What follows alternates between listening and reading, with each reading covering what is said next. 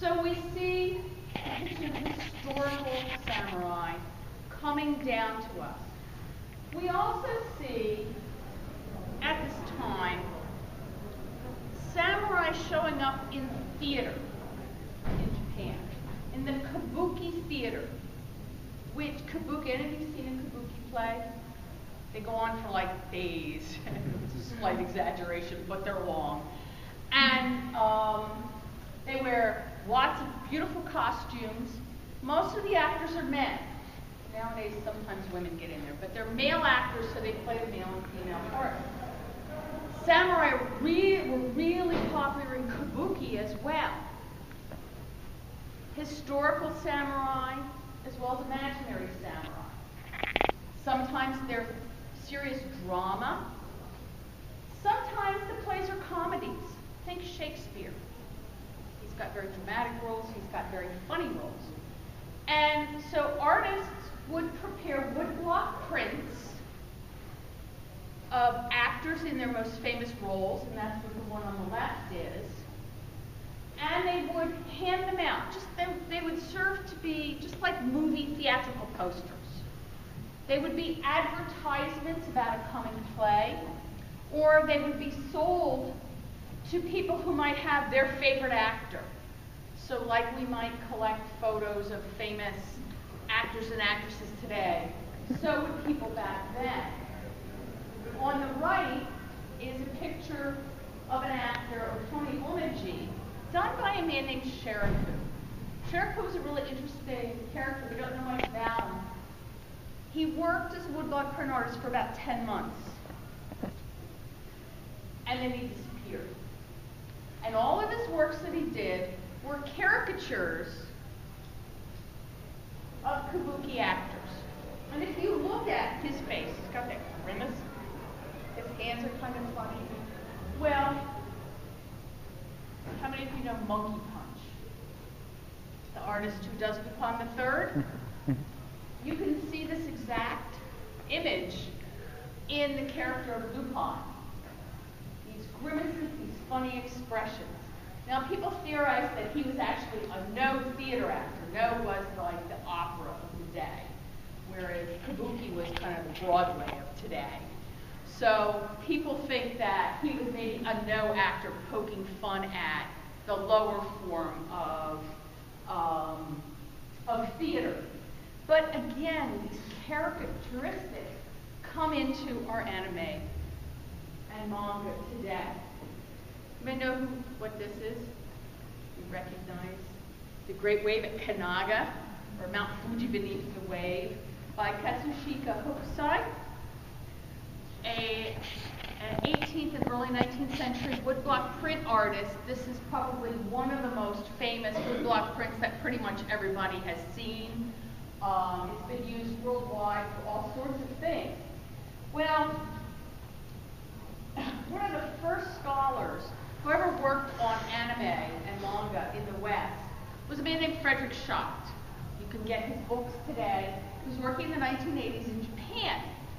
And he says that Hokusai is the first person who invented the term manga, because he released a series of 15 sketchbooks in his lifetime. Some were published after he died. They're caricatures of people. In this case, these are from 2 different volumes in the collection of the Pacific Asia Museum in Pasadena, California. I got to use them in an exhibition I did on anime.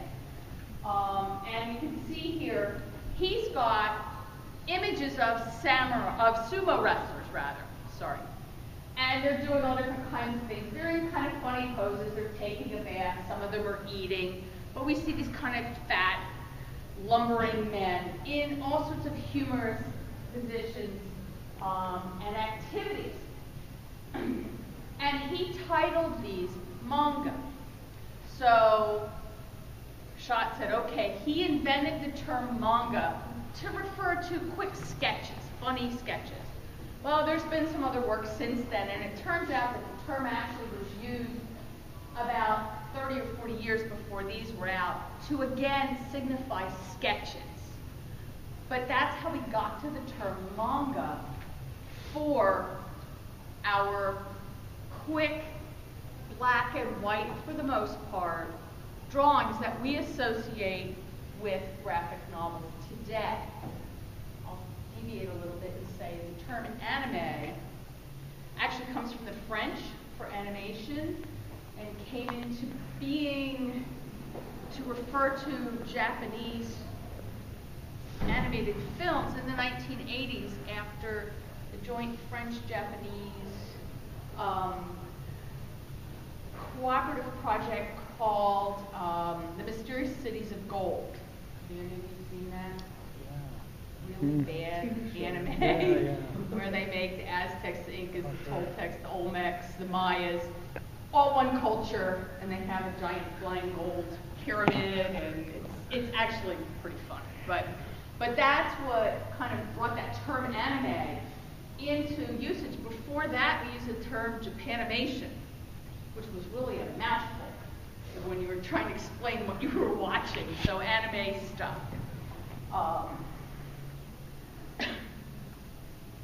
Now, in the 18th, 19th century, we also started seeing other fun kind of caricature drawings called osue, or